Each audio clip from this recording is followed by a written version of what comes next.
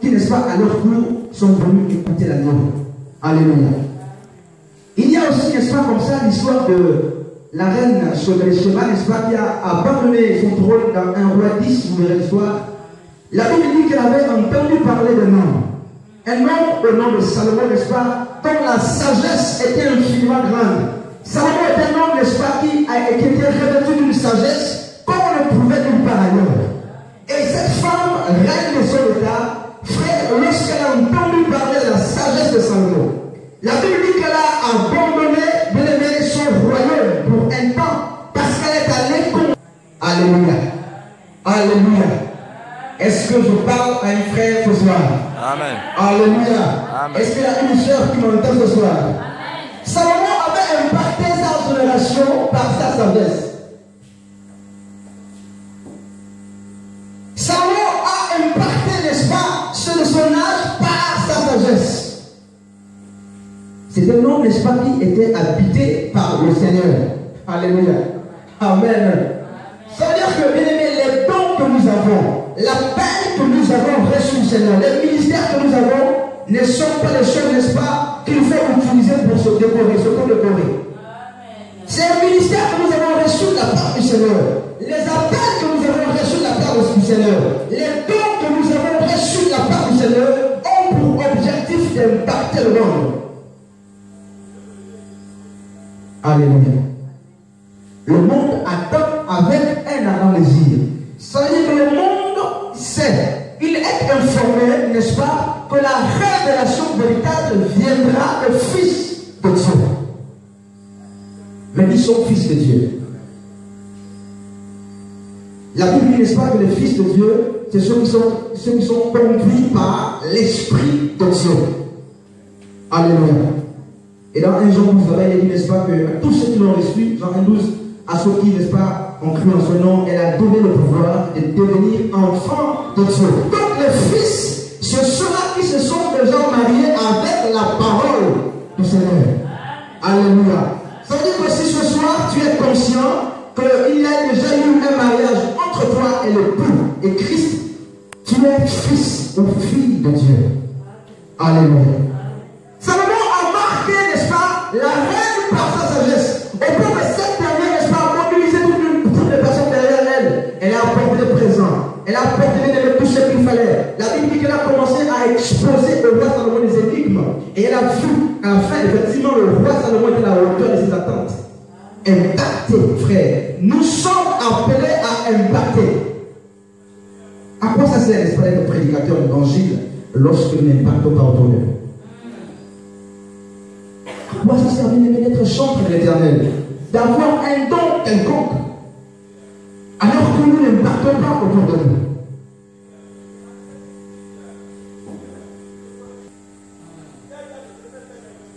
Et toi, quel est le don que tu as reçu? Même Samuel, la Bible dit dans 1 Samuel 10, que Samuel, n'est-ce pas, par ses paroles, avait la possibilité de réunir les gens. Car ceux qui sortaient de lui glorifiaient, ceux qui sortaient de lui encourageaient, ceux qui sortaient de Samuel, n'est-ce pas, redonnaient espoir à ceux qui étaient abattus.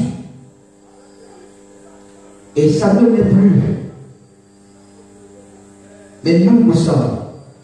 Et nous avons reçu de la part du Seigneur, n'est-ce pas, un mandat. Quel que soit le don que tu as, quel que soit, bien aimé, le talent que tu as, Dieu ne te l'a pas donné pour que, frère, tu le gardes, pour que tu t'enrichisses seulement. Dieu te l'a donné parce qu'il sait que tu veux t'en servir, bien aimé, pour que le monde autour de toi soit transformé.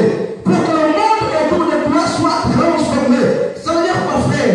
Nous avons la possibilité, frère, d'amener même à l'existence ce qui est mort au nom de Jésus. Alléluia. C'est pour cela que nous sommes appelés. Frère, tu ne peux pas être chrétien et tu continues, bien aimé, à courir dans la pauvreté. Parce que le Dieu que nous prions n'est pas un pauvre. Alléluia. Tu ne peux pas être chrétien et continuer d'échouer. Parce que le Dieu que je t'aurais dit que nous sommes la tête et jamais la queue. Alléluia. C'est ça l'impact de Dieu en Christ. À tous les hommes qu'il y a ici, la présence de Dieu, il faut qu'on ressente, même si le milieu est privé, il faut qu'on ressente qu'il y a, n'est-ce pas, un corps étranger. Alléluia. Frère, je vous raconte un témoignage. Ce matin encore, Dieu m'a fait grâce. Il y a une semaine, j'ai reçu une jeune fille à l'hôpital, et elle m'a exposé un problème sur lequel elle ne s'entendait pas avec sa mère depuis 2 ans. Et la maman avait, n'est-ce pas, reflet de la maison parce que sa attitude comportementale n'était pas bonne. Alléluia. Elle est une patiente. Elle m'a écrit à 6h ou 6h du matin. Elle me dit, je me remercie de ce que, n'est-ce pas, tu as pu me réconcilier avec ma mère. Effectivement, sa maman m'a appelé, nous avions discuté. Et elle a rappelé, après 2 ans, elle a rappelé sa fille à la maison. Alléluia. Parce que je me suis rendu compte que Dieu était en train de me battre une fille qui était désespérée par, n'est-ce pas, la parole qui sortait de ma bouche. Dieu était en train de restaurer une fille qui était désespérée, frère. Et aujourd'hui, sa mère encore m'appelait. Nous nous sommes vus à 3. Et je même pris la peine de les inviter. Et si Dieu fait grâce, ils seront peut-être un jour, ils feront peut-être le témoignage. C'est pour ça que nous sommes appelés. Quoi que nous fassions des en Christ, nous devons impacter. Lorsque ta vie chrétienne n'impacte plus, frère, il faut que les vraies questions soient posées. Lorsque ton ministère n'impacte plus, il faut que les véritables questions soient posées. Soit il y a un problème de conversion authentique, soit ta lampe est éteinte. Alléluia. La parabole des 10 vierges bien-aimées en Christ, Matthieu 25, dit clairement que les 10 vierges bien-aimées avaient des lampes. Donc les 5 folles et les 5 sages remplissaient les exigences pour aller à la rencontre de l'époux. Les 5 avaient les lampes. Non, les 5 étaient vierges, les 5 avaient les lampes. Alléluia. Et les 5 avaient les lampes allumées. La Bible dit qu'elles sont allées toutes à la rencontre de l'époux. Mais puisque l'époux tardait de venir, les Écritures nous disent, n'est-ce pas, au verset 13, que toutes s'assoupirent. Et les sages et les folles, elles ont dormi. Alléluia. C'est ça l'évangile. Elles ont toutes dormi. Mais au son de la trompette, la même Bible dit, n'est-ce pas, que toutes les vierges se sont réveillées. Toutes. Et les folles et les sages. Seulement, il est arrivé que les folles bien-aimées en Christ ont remarqué que leur lampe n'avait plus d'huile. Alléluia. Et c'est là la chose qui a fait, n'est-ce pas, qu'elles rebroussent chemin. Elles sont allées, elles ont croisé l'époux, elles sont rentrées. Les 5 folles, alors qu'elles venaient désormais avec l'huile, elles ont raté le grand rendez-vous. Alléluia. Elles ont raté le rendez-vous parce que les réserves n'étaient plus. Frère, c'est ça la grande question qu'on peut se poser. Alléluia. Lorsque la lampe n'est plus allumée, il est naturel qu'il y ait autour de nous de l'obscurité, frère.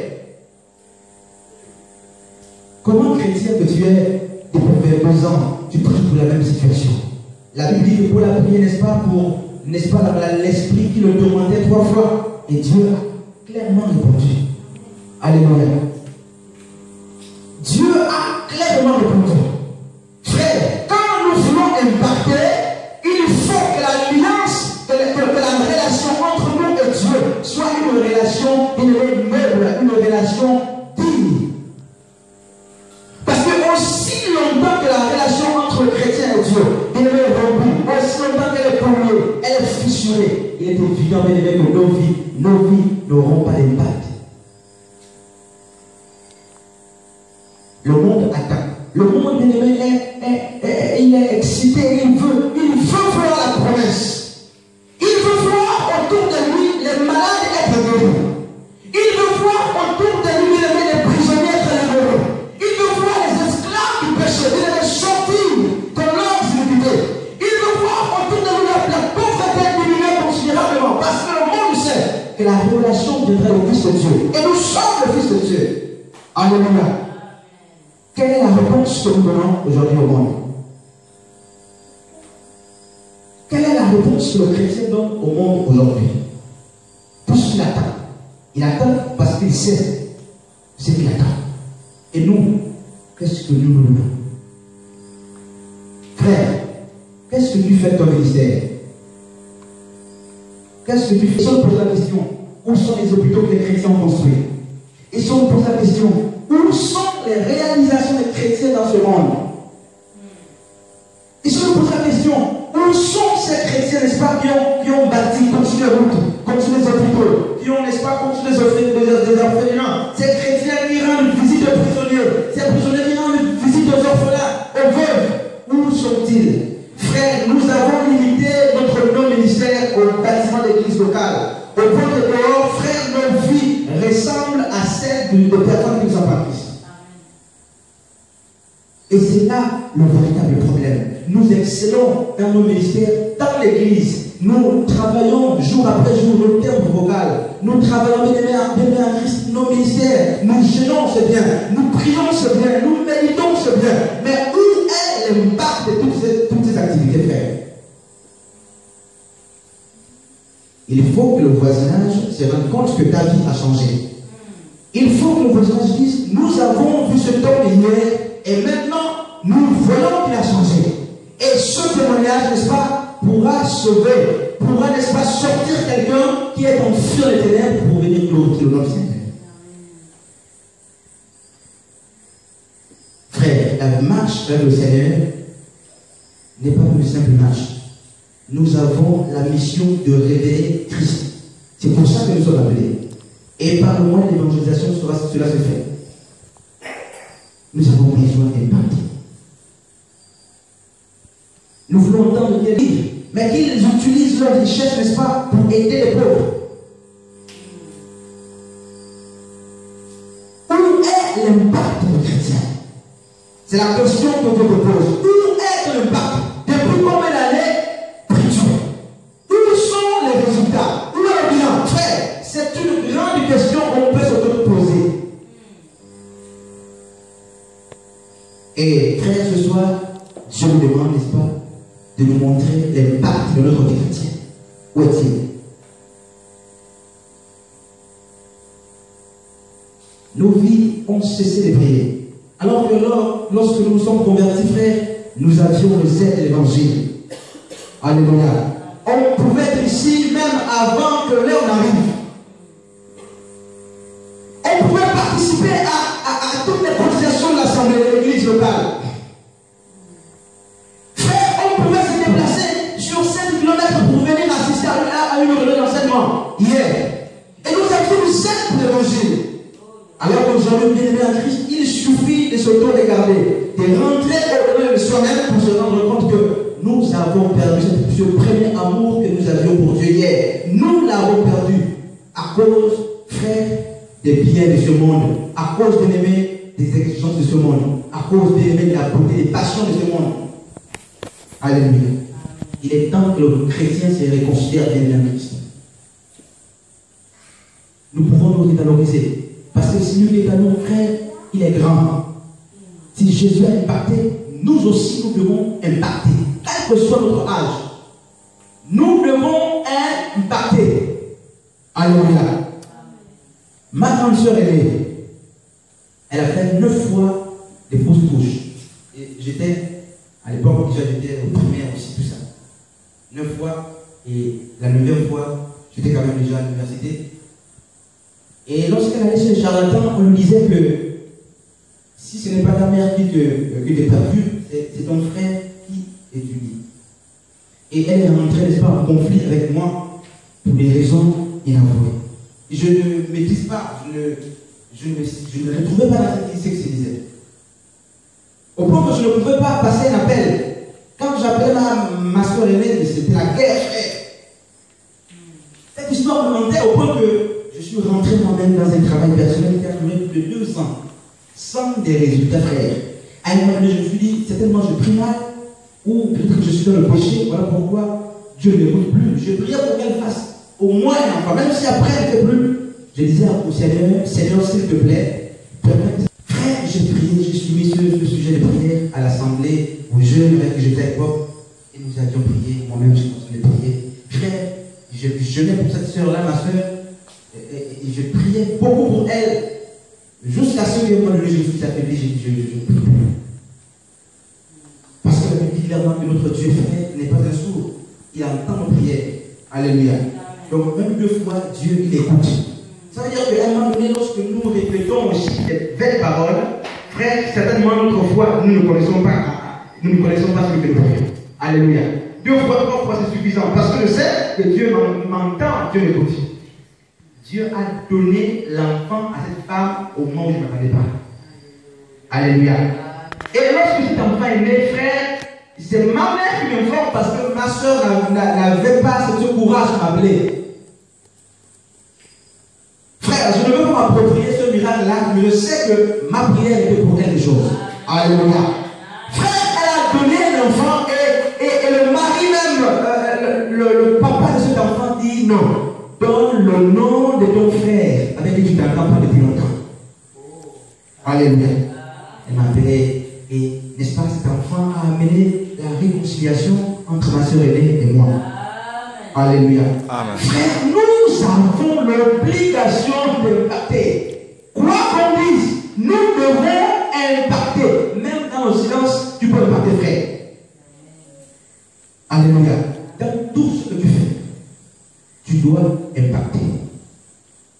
Tu dois impacter le monde autour de toi pour amener beaucoup à la conversion. Mais pour impacter, frère, nous avons besoin, n'est-ce pas, de garder notre relation avec le Seigneur.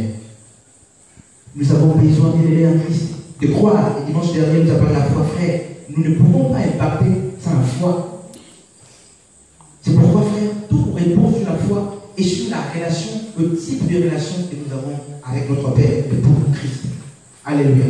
Le monde attend. Et la question, frère, nous est posée encore ce soir. Où est votre impact? Où est l'impact de ta vie tellement chrétienne? Tu vois, frère. Nous prions dans ce qui est négatif. C'est pourquoi il y a des chrétiens, frères, qui sont pieux à l'église. Mais lorsqu'ils sortent ces murs, frère, ils deviennent autre chose. Il y a des chrétiens, frères, qui savent, n'est-ce pas, faire tomber les gens sous l'onction de la prédication, de la louange, de la prière. Mais lorsqu'ils sortent des murs, frère, ils portent un autre vêtement. Ils se conforment au monde dans lequel ils évoluent. Ils sont désormais des tricheurs pour les élèves. Ils volent même l'argent d'État pour les professionnels, frères. Nous ne pouvons pas impacter le monde avec ces habitudes qui s'opposent à la parole du Seigneur. Alléluia, frère. Amen. Dieu nous invite à nous réconcilier, à participer, n'est-ce pas, au bâtissement, à l'édification de notre pays. Nous devons participer. Oui, le monde nous attend. Le malade qui est dans ton quartier, il attend ta relation. Le pauvre qui est dans ton quartier, il attend ta relation. Parce qu'il sait que Dieu t'a tout donné. La Bible ne dit pas que le monde attend impatiemment la révélation de Dieu. Mais il attend la révélation des fils de Dieu. Donc ils savent que c'est à nous de révéler la Dieu dans toutes ses formes. Alléluia. C'est à nous de révéler Dieu dans toutes ses formes au monde. Alors, sers-toi de ton don, sers-toi de ton ministère, de la peine que tu as reçue, de la vocation que Dieu t'a donnée pour impacter le monde autour de toi. Alléluia. Sers-toi des médecins à tout spirituel que Dieu t'a donné pour impacter ta famille. Nous avons cessé de prier. Nous avons cessé de donner. Et c'est pourquoi la Bible dit, n'est-ce pas, que nous sommes le sel de la terre. Et bien aimé, plus loin dit, n'est-ce pas, et si le sel perdait, n'est-ce pas, sa saveur. Alléluia. C'est ça la vie chrétienne aujourd'hui. Nous sommes le sel, pour certains, mais un sel qui a perdu la saveur. Ça veut dire que même ta présence, bien aimé, ne sert plus à rien. Alors que le sel a pour vocation, bien aimé, n'est-ce pas, d'aromatiser, d'assaisonner, d'embellir le goût à la sauce. Alléluia. Le monde, c'est la sauce. Et le chrétien, bien aimé, c'est le sel. Nous avons pour mission, n'est-ce pas, de donner la joie de vivre à ce monde qui est perverti. Dieu nous invite dans Christ à nous réconsidérer et à comprendre que nos vies, n'est-ce pas, doivent être, n'est-ce pas, des sources d'impact. Nous devons impacter, quel que soit le lieu où nous sommes. Alléluia. Tu dois impacter dans ta manière de parler. Tu dois impacter dans ta manière de dire. Tu dois impacter dans ta manière de parler, de prêcher, quel que soit ce que tu fais. en tout et pour tout, il faut que le nom de Dieu, n'est-ce pas, soit glorifié. Alléluia.